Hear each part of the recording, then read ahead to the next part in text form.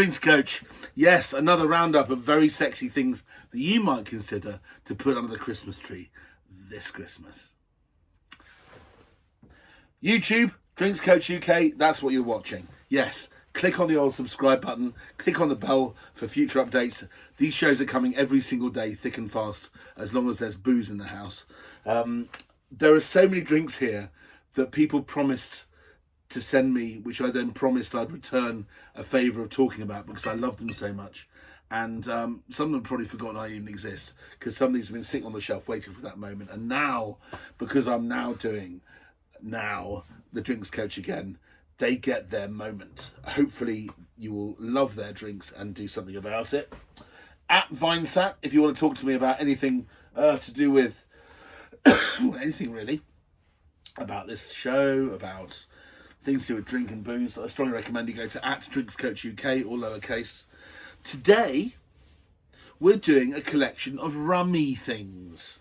Let's get ready to rumble. Get ready, get steady, rumble.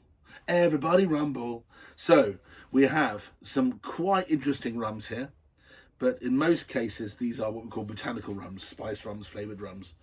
There's one that I couldn't get in, actually. I completely forgot to get it in time.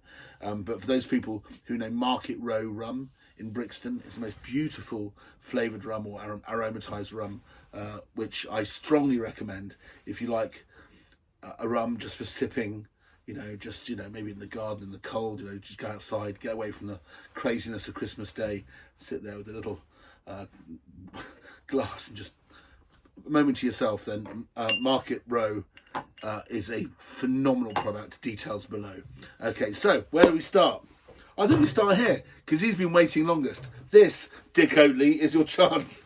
1812. This is a Portsmouth distillery from near Hayling Island. This is the first, am I right in this? The first entirely 100% English-made rum that's been made from English material, English molasses, beet, whatever, and then aged and then bottled. Look, you don't have to take my word for it.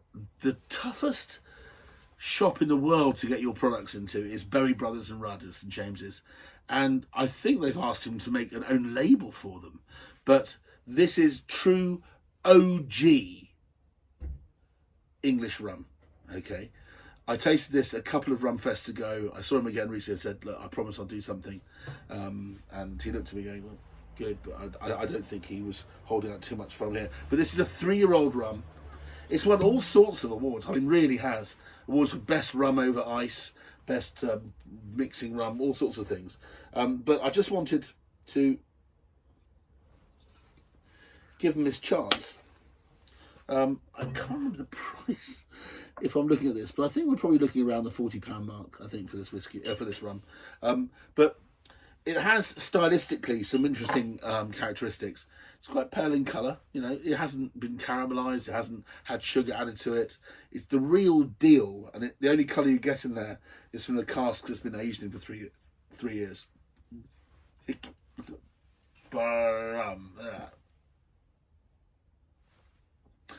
It's kind of halfway between a really young, moderately high ester 3-year-old rum, and there's a real agricole quality about it. Have you ever tried the rum agricole, the French rums, which are made from squeezed cane juice, not from molasses? There is a notion of that in there. It's kind of halfway between the two.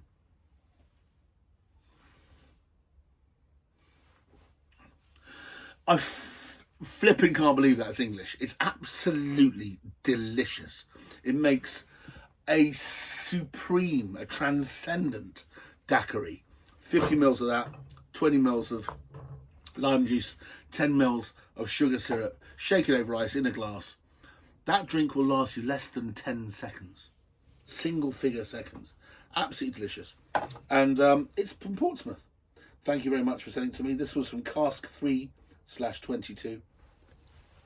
So Dick met, I think, at some seafood festival, met up with Giles and Vince, who are his business partners, and this is the result. Don't forget it. This is truly, seriously delicious young, complex English rum from Pompey, from Portsmouth. There you go, 1812. Okay. I don't know if 1812 Overture's got anything to do with that. I'm not sure. Anyway, so there you are. Dick Oatley, I'm so sorry it's taken so long. Thank you very much for sending that rum to me. It's just brilliant. What can I say? Okay, moving on to Ben and Harry at Tidal Rum. I can't remember how we got in touch. I think it might have been through LinkedIn. They said, can we send you some stuff? But I think Ben from Scotland, Harry from the coast in Jersey, St Helier, whatever. But they both sound money, don't they? You know, oh, I'm just on the coast of my island and tax haven. Well done, boys. But also maybe own a yacht, because you know quite a lot about rum, clearly. Quite a lot of rum about Caribbean rum. But Ben and Harry, well done to you guys. This is a brand called Tidal Rum. I should have asked them about the label, but it's a lovely label. There's definitely a reason for that. And it's two discs which are kind of Venn together, Venn diagrammed together. Maybe it's something to do with talking about tidal influences of the moon and the earth. I don't know. But the point about it is the whiskey inside is the rum inside is very, very good. I could stop saying whiskey. I've just done a whiskey show, you see. Right, so where are we at? There's Jamaican rum in here, which has got some real spice, high ester components, a dry funkiness to it. There's Bajan rum. Bajan rum is like it's the OG, isn't it? They invented it. Well, the Philippines did, I think. But, you know, as we know, Caribbean rum, Barbados is where it's at. And they have these very sleek, deep core fruitiness. There's also Trinidadian rum in here. The Trinidadian rum would be, I don't know, deep pot stills, a little bit of terpene. The smoky, earthy, more molassesy whiskies come from Trinidad, I think. And then there's something else, which I've completely forgotten. Anyway, cheers. But the point is, the baseline of this rum is really good rum.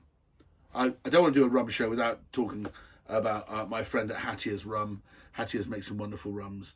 But there's only so many times I'm allowed to recommend somebody on my channel. But this rum, the baseline is absolutely stunning. I think the fourth component might be Dominican, I'm not sure. But it's the real thing. It's the real thing. Super complex, not terribly old, but also dry. But what they've done here is they've added some botanicals which are very Jersey. They've created a terroir, a sense of place in a rum, which is their own. So Harry and Ben have put pepper dulse in here. And dulse is a super high glutamic acid content seaweed, which produces these wonderful, gamey, marmitey flavours. One can always say, although I'm not trying to really fall into their trap of saying it's quite truffly, but it is. It's like marmite and cardamom. And when you taste it,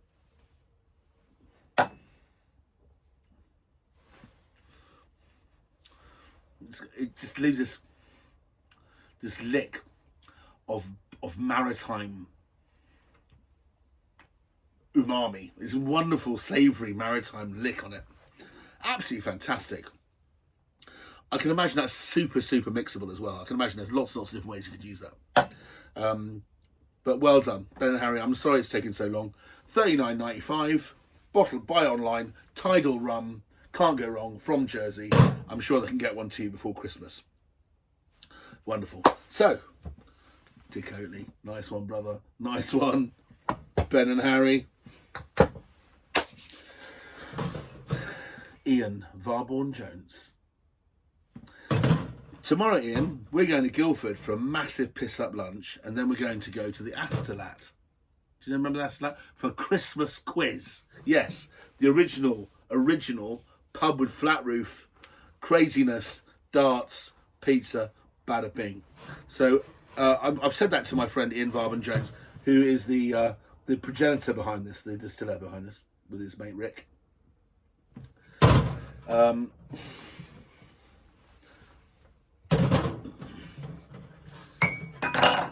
There are more than one. There we go. There's three of them. Okay.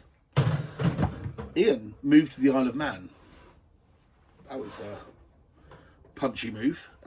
He's been working his nuts off. He started off making a very good gin, actually. A gin that didn't have as much traction as it deserved. But what Ian and I have in common is we're half Swedish. His name is Ian Warborn Jones. It looks like Warburn. It's Warborn. Has 2 lovely kids and a very beautiful wife.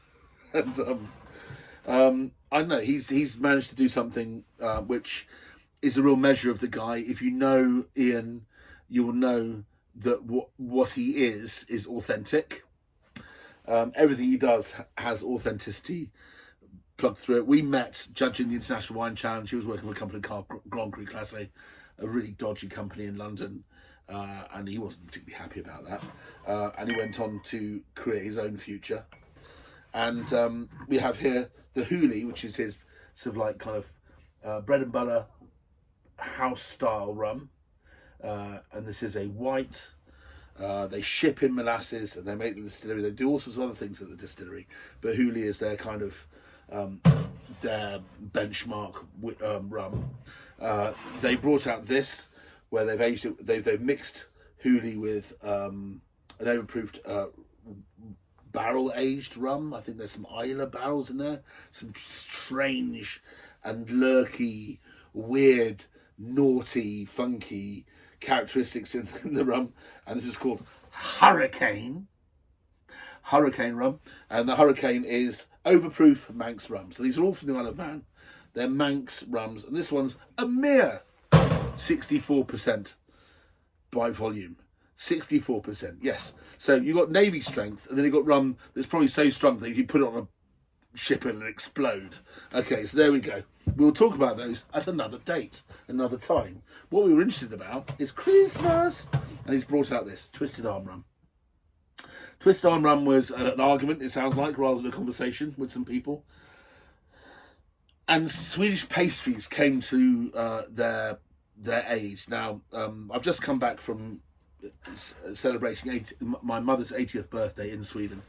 And in Slöinge, in the town where she lives, there's an old, ancient and really outstanding bakery where they've brought back lots of recipes from ancient times. But they also make the most delicious kanelbollar and kardemombollar. Kanelbollar means cinnamon buns and cardamom means green cardamom buns. Now, they're usually made with green cardamom.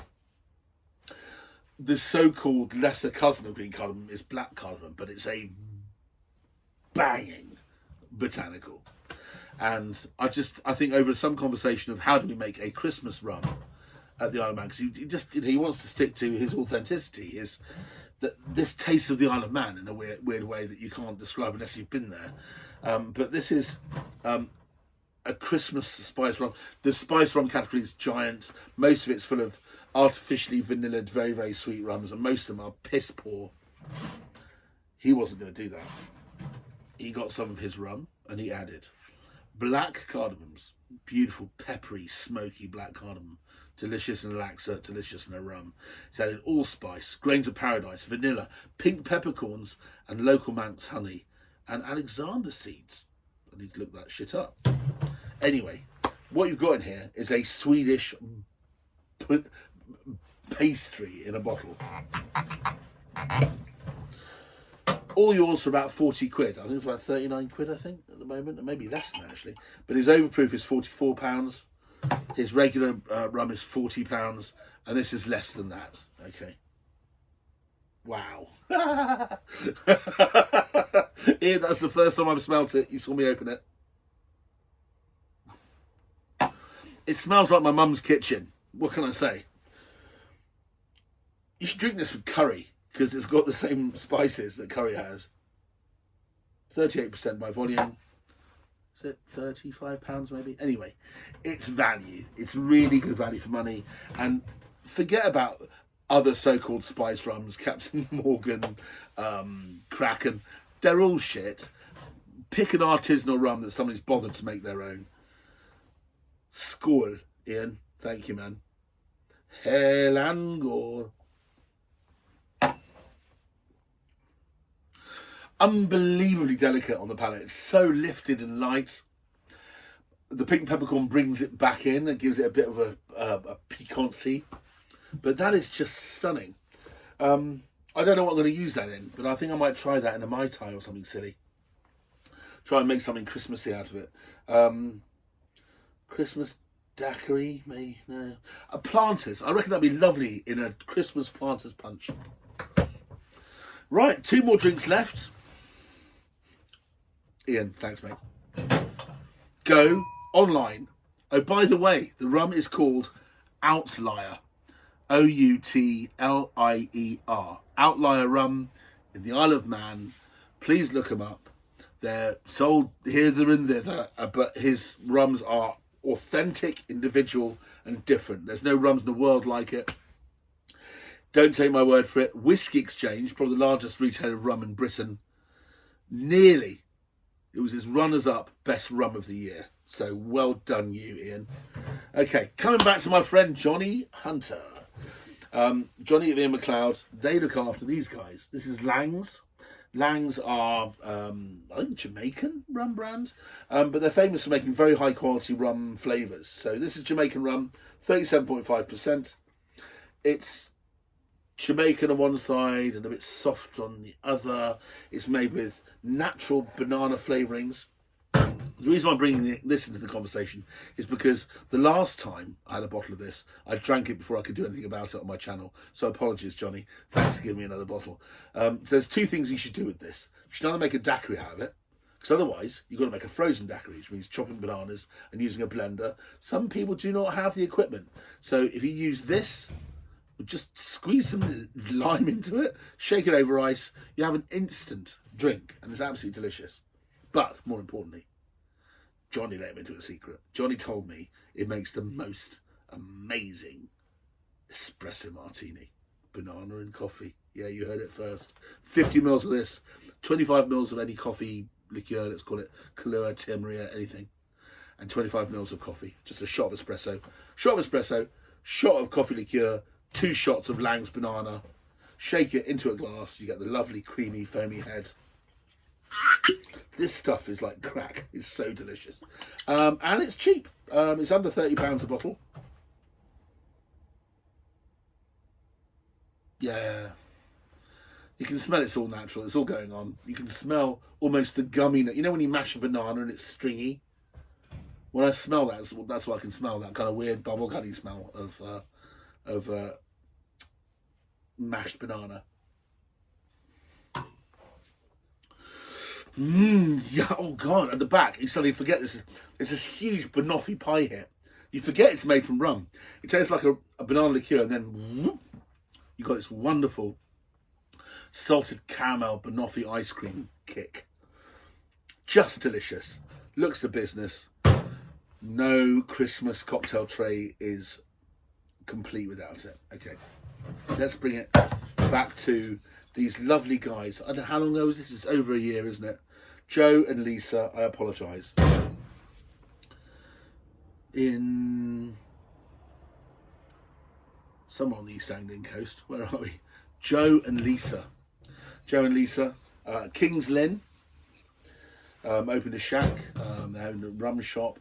They opened a mobile rum bar. Put a shed in their garden, which they won an award by Sadler and Creosote. I can't be putting the wrong brand. Apologies.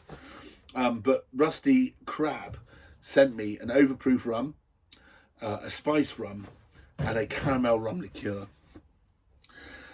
And I apologise, I haven't had a chance really to talk about it. I couldn't find a place to put it in the show, but this is clearly that time. Okay, this is. I'm going to put on top of that. This is my wife's favourite drink in the world. £27.50 for a bottle of this. Go online, Rusty Krab rum.